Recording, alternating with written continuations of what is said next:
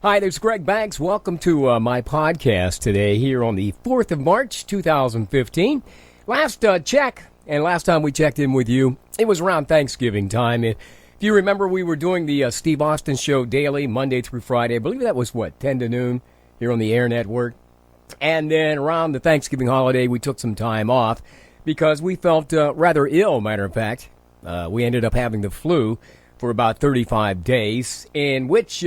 as we were coming out of that 35-day flu, no food, lots of fluid, and just feeling like death warmed over, it hit all one morning as I stood up, felt this sharp pain in my side. My brother, Jerry, who, by the way, has been living with me since December the 1st from Allentown, called the ambulance rather quickly, got to the hospital, found out that I had a bleeding ulcer, in which I thought, whoa, how do you get that? Well, we'll talk more about that later.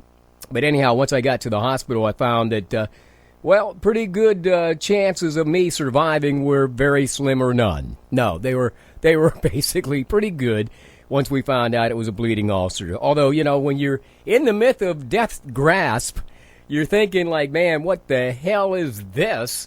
As I mentioned, I felt like I was having a heart attack, but it turned out to be the bleeding ulcer, which, by the way, was hidden in there somewhere. Probably for, according to the doctor, maybe up to a year.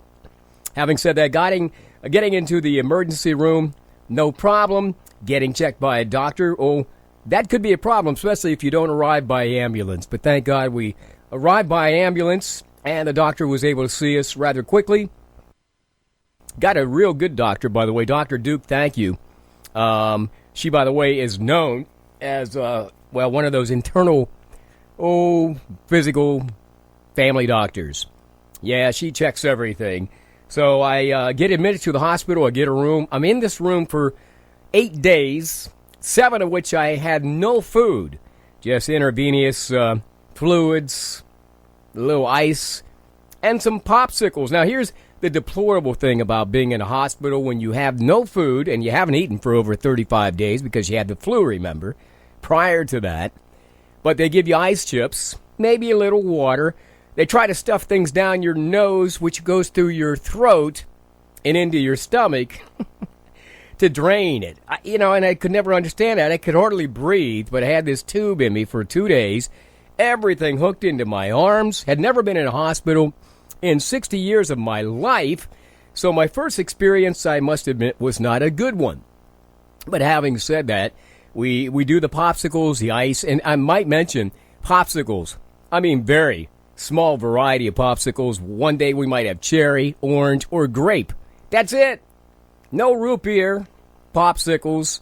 Nothing to really look forward to the next day. Maybe getting a variety of popsicles. I was thinking like banana, vanilla, maybe root beer, and cherry, along with grape, and, whatever else we could come up with. But that's all they had. Cherry, orange, and I believe it was grape. But anyhow, having said that, one of my roommates was this dude that came in. He had been in the hospital before. He said he had a heart attack, and then he had stents put in. He was coming back to actually get more stents put in. But it was kind of crazy because there I was in my bed. I couldn't eat anything, and these guys would come out of surgery and eat something right away, like it didn't even affect them. He had been at the hospital so many times at the hospital, he was just so used to that routine. To which he said that, he's got to watch what he eats now, because obviously his arteries are all clogged up, resulting in a heart attack a few years ago. And the guys are younger than me. He was like, maybe 45, 46 years old. So he was in there for a day with me, and then there was another guy that came in who had, 2 toes amputated, because they were blackened and ready to fall off. He came in from Somerset County. Now, this was a tough old bird. This guy was like 63 years old. He was my size, about 5'4", weighed all of 120 pounds. And so they took him down to do something one day. I guess it was surgery to check him or split something near these toes before they take them off. Sent him back to his room. And, as soon as he got back to the room, the guy was wide awake. And he wanted to eat, so he proceeded to eat everything in the hospital and drink he actually drank every cup of coffee he could get his hands on. And he did that for 2 or 3 days, and then he had the surgery done. He wanted to show me his war wounds, if you will.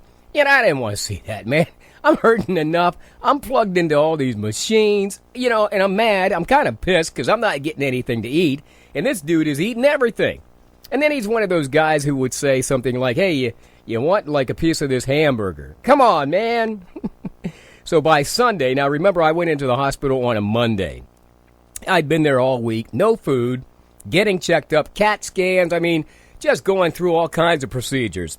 And the other thing about going to a hospital, and as they noted, it was my first time ever in a hospital. Well, you know what? Come to find out, they like to wake you up. Oh, any time of the morning, noon, or night, just to kind of take blood, give you blood, or maybe just kind of give you some pain medication. Now, you're sleeping, it's 3 o'clock in the morning, but somebody wakes you up and says, hey, Greg, are you awake? Well, hell yeah, now I am. But I was sleeping soundly, or as soundly as you can in a hospital, because you're hearing people out in the hallway, you're hearing people coming in and out of your roommate's room. You're right beside the guy. You're only separated by a curtain. And they want to, of course, shoot you up with drugs or maybe take some blood or whatever the case might be. But I get back to that eating thing. So Saturday comes, I am just starving. I want to eat something, and they tell me, it might be a couple of days yet. What do you mean a couple of days yet? Now Sunday comes, and they tell me that, we'll have to talk to the doctor on Monday about whether or not you can get food, meaning I got to wait another 24 hours. I'm still sucking on these popsicles, which basically now are tasteless, along with ice cubes, water. You get my drift. So I say, you know what, I'm putting on my clothes. I'm leaving here. I have no idea what this medication is doing. As a matter of fact, I'm gaining weight because prior to going to the hospital, through the flu, I'd lost 22 pounds. And quite frankly, I can't afford to lose 22 pounds. I only weigh 120 pounds. But by the time the flu was over, I weighed 98 pounds. So I get to the hospital, they fill me up with these fluids. Now I'm up to 123 pounds, according to them. So finally on Monday, 1 week later, I guess it was, I finally get to eat something. But it is only beef broth or chicken broth. Now, who in their right mind wants to just suck up some beef broth or chicken broth after you haven't eaten for almost now 40 days? Although they say, well, you're looking good. How you feeling? I'm feeling great. Just give me something to eat. So I don't get out of hospital, I think, till a Wednesday. I'd been there the previous Monday. I get beef broth and chicken broth on the following Monday. Finally, on Tuesday, I get some food. Oh, your choice. Whatever you like to eat. All right, so I order some, I don't know what it is I order. Some meats, some vegetables, maybe some ice cream, whatever. But I order this stuff, and then you know what? I can't eat it all because my stomach has shrunk to high heavens. You can eat maybe a piece here, a piece there, and that's it. You're full. So finally, the doctor says I look good. I'm feeling better. I can be released on Wednesday. To which I said, hallelujah. So I'm released Wednesday. Now get this, I weigh myself on Thursday. As I mentioned, I weighed 123 pounds while I'm in the hospital because I'm hooked up to all these machines and I'm taking in all this fluid. However, I get home. Now, my legs are as large as logs at this point because I've got all this fluid I've retained. About 2 days after I get home, and I'm back to maybe a normal schedule of eating, but I just can't eat very much at a time. Maybe a spoonful or two of anything I want to eat. Here again, having eaten for 40 days, and my stomach has shrunk. I weigh myself, probably that Thursday or Friday, I weigh 98 pounds. I go from 123 in the hospital back down to 98, where I was before I went to the hospital, so I've got to gain these 22 pounds. So they recommend and prescribe some medication for me, 1 pill a day of something or other that costs like $500 a pill. That's the other thing, and we can talk about that later as we progress through these diaries each and every day on the podcast here with Greg Banks. But anyhow, so get out of the hospital, we get a spoonful of this and that, we eat it, but we're back down to 98 pounds. Today, on the 4th of March, I'm happy to say I have gained 10 pounds. That's right. I am now at 108, 110 pounds, heading towards 120, maybe 130. But I'm feeling great. I'm taking this one pill a day now that is, affordable. At best, it's called Nexium. You can get it over the counter. Prior to that, the prescription that they gave me, you have to get behind the counter. It's got to be prescribed.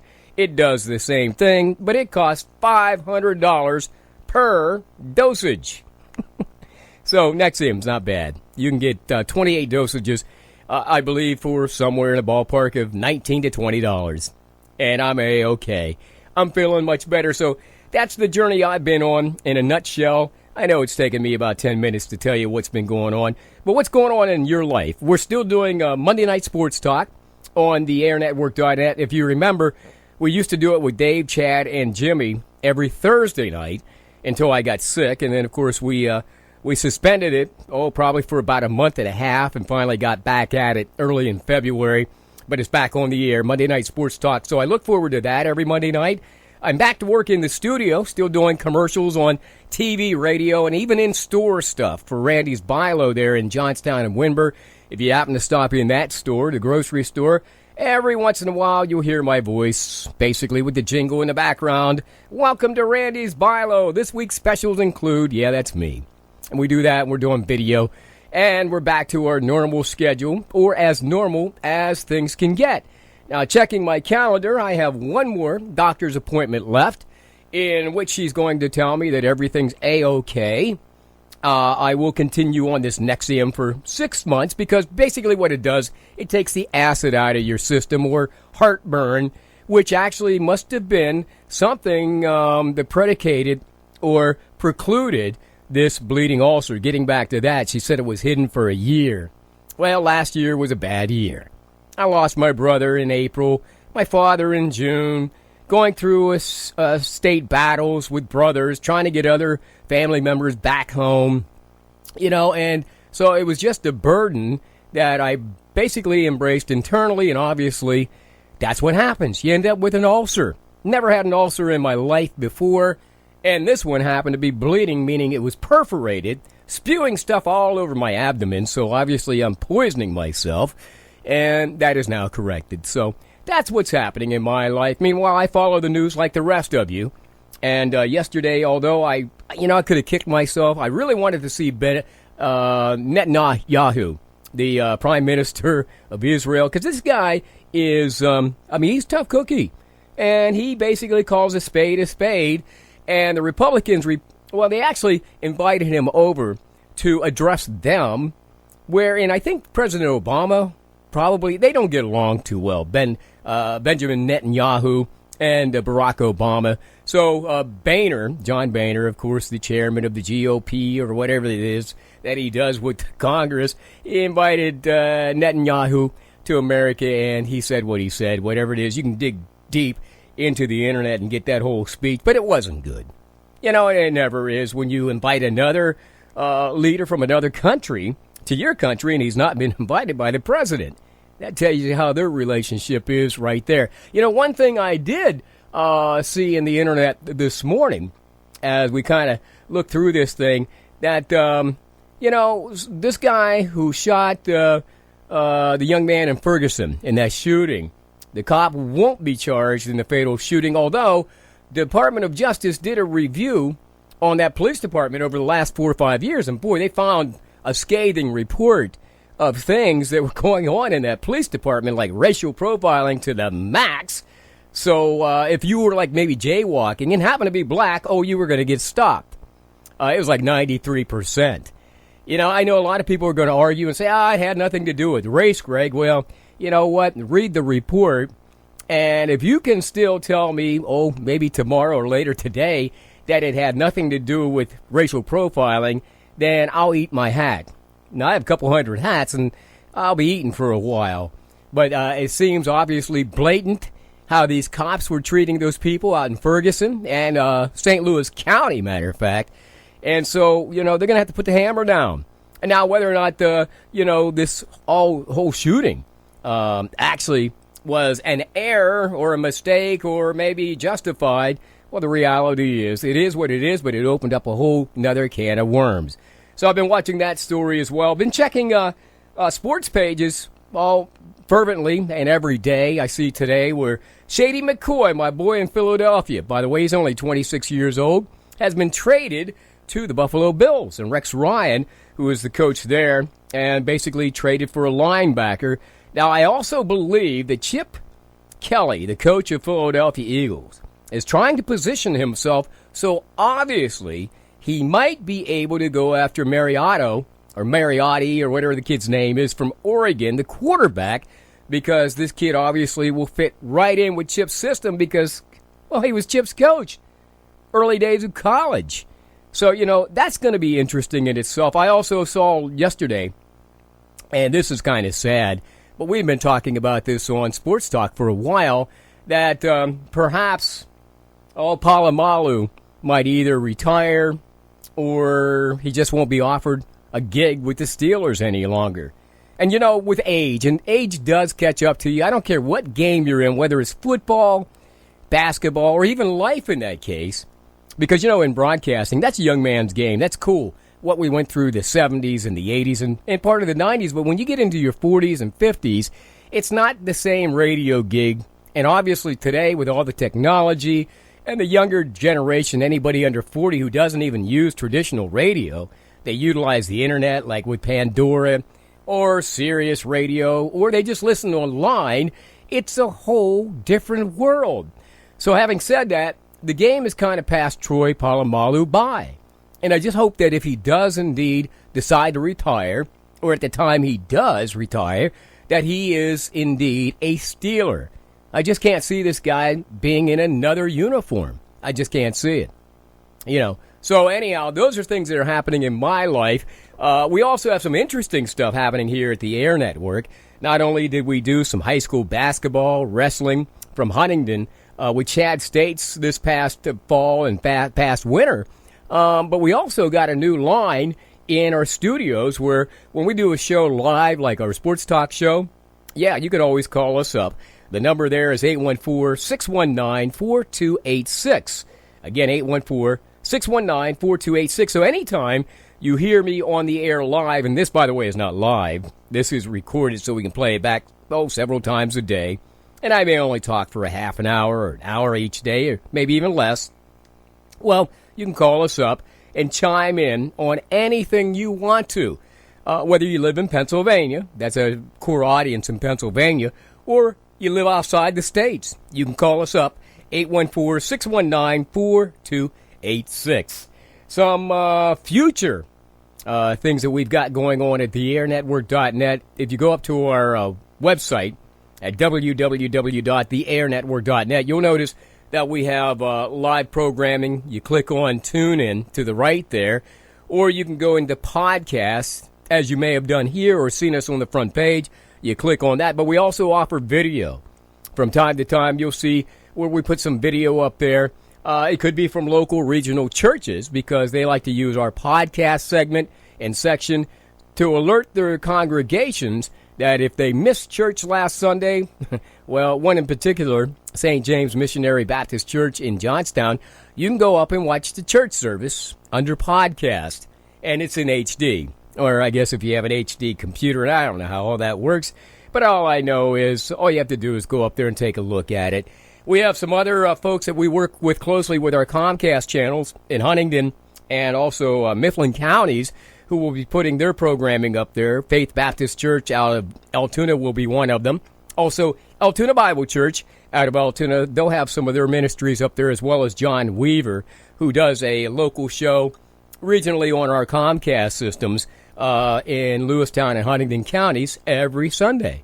So those are some things we're looking forward to doing in the future. Perhaps we'll do some video of some high school baseball or softball. We will have some games, by the way, scheduled on the Air Network. From an audio standpoint, we'll alert you as to when those games are coming up as we follow the Huntington Bearcat baseball team and also the ladies Bearcat softball team this spring and summer, well, specifically spring.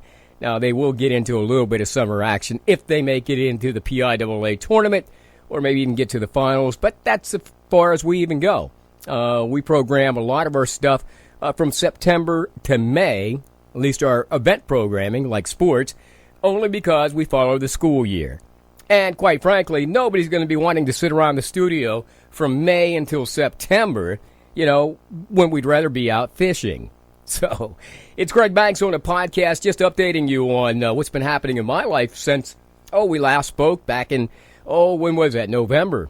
I think it was right after Thanksgiving when I became ill. As I mentioned, had the flu for about 35 days and then got hit with this bleeding ulcer, which laid me out and laid me up for about a month and a half. And I'm back now. Here it is on March the 4th. We're feeling better, and we're heading towards the future. Now, having said that, I've seen my first robin, a couple of days ago. I saw a cardinal, and I see the buzzards flying overhead.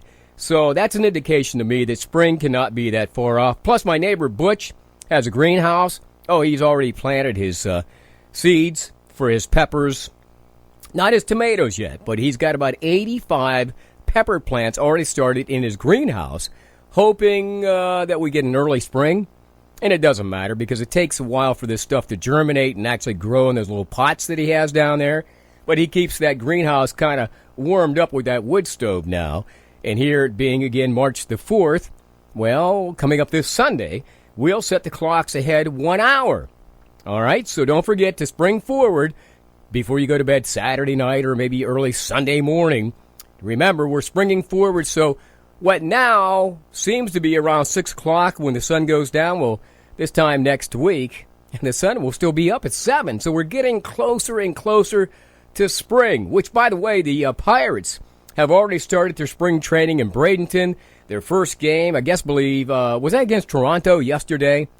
And Russell Martin, who is now the catcher for Toronto, they had their first game against Toronto yesterday. The Blue Jays down in Florida, and the Pirates won that game.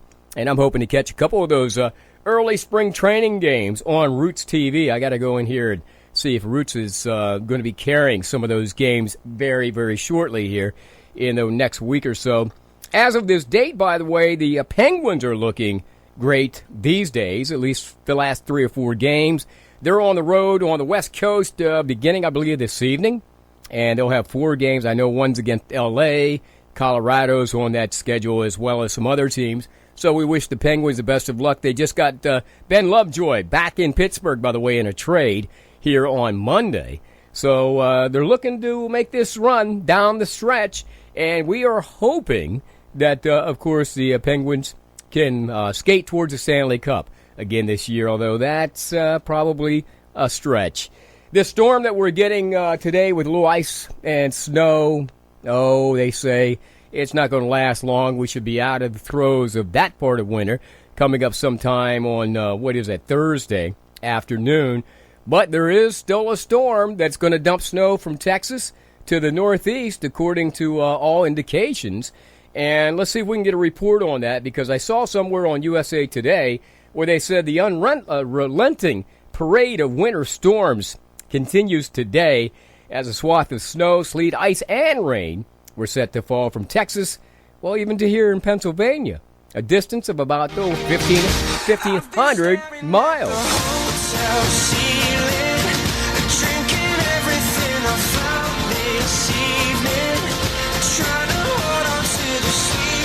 This is the Greg Banks Show on a podcast, just hanging out with you and getting you updated on what's been happening in our lives.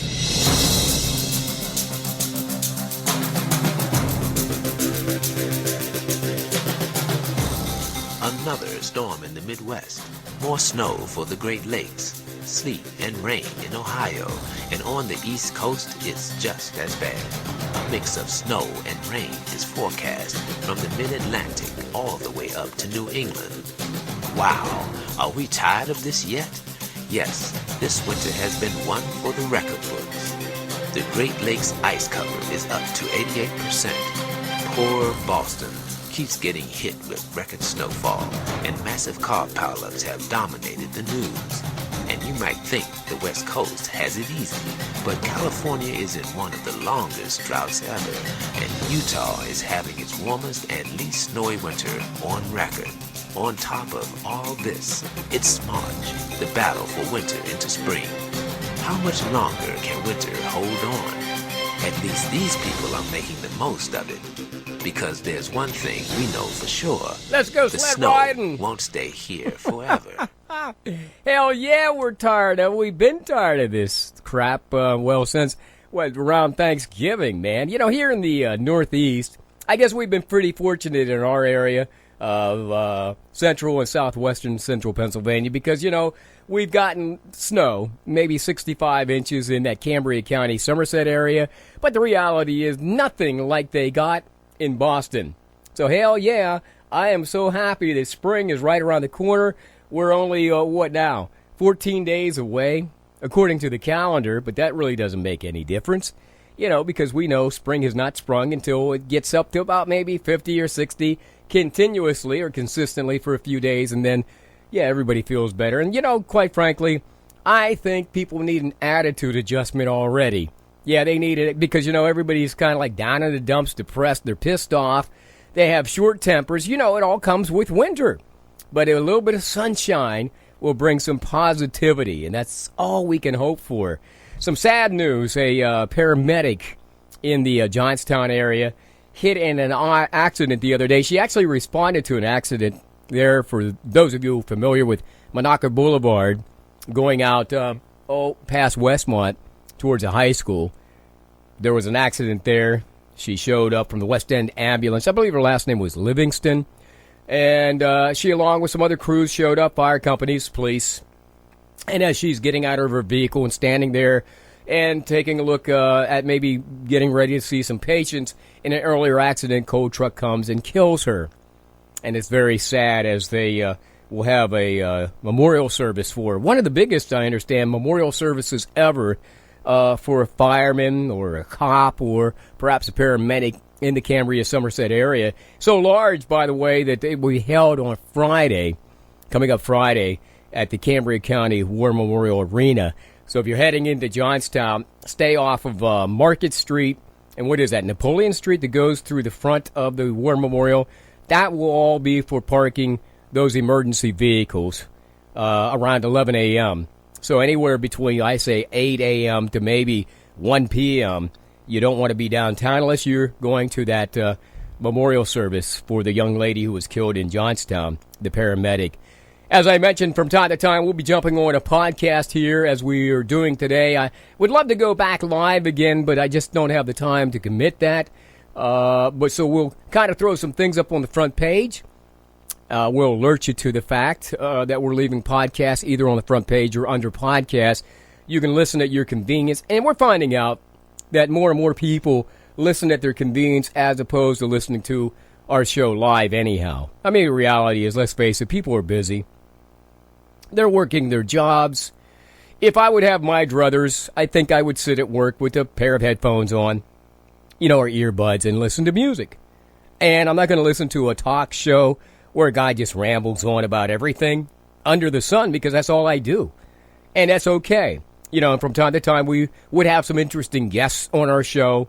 But the reality is, you know, I think it's sort of like a fledgling industry. We really haven't hit home yet on the internet or on these mobile devices when it comes to local information. And we talk local around central, southwestern PA. So we include Johnstown, Altoona, Evansburg, Tyrone, Huntington, Mount Union, Lewistown, those areas, because that's what's familiar to us. And we do talk with the newsmakers, if you will, from those areas. But I think we can do that on podcasts as well. So we will be updating you from time to time, coming back with live podcasts, going on social media, alerting you to whatever's going on. You know, and the reality is I am feeling much better. Thank you for your thoughts and prayers. And I will tell you this, I have become more of a spiritual being having gone through the last 2 or 3 months. There is no doubt about it that somebody's looking out for me. And, you know, because you don't go from, 120 pounds, I guess, which is normal for my size at 5'4", down to 98 pounds and survive that like as if nothing happened.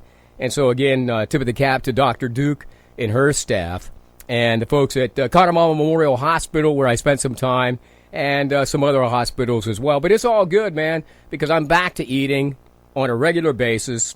Basically, the doctor said, eat everything. Eat junk. So, that's the first time a doctor ever said to me, well, it's okay to eat junk. Because normally they're telling you, hey, you got to watch your cholesterol. And like I said, I've never been in the hospital for 60 years until this last experience, which was hopefully the last experience I ever have with a hospital until I die. Of course, I won't know about it, nor will I report on that once I'm dead. But when a doctor tells you, oh, go to McDonald's and get milkshakes, eat all that junk food, you can load up, gain that weight back, and when there are no restrictions, you could get crazy.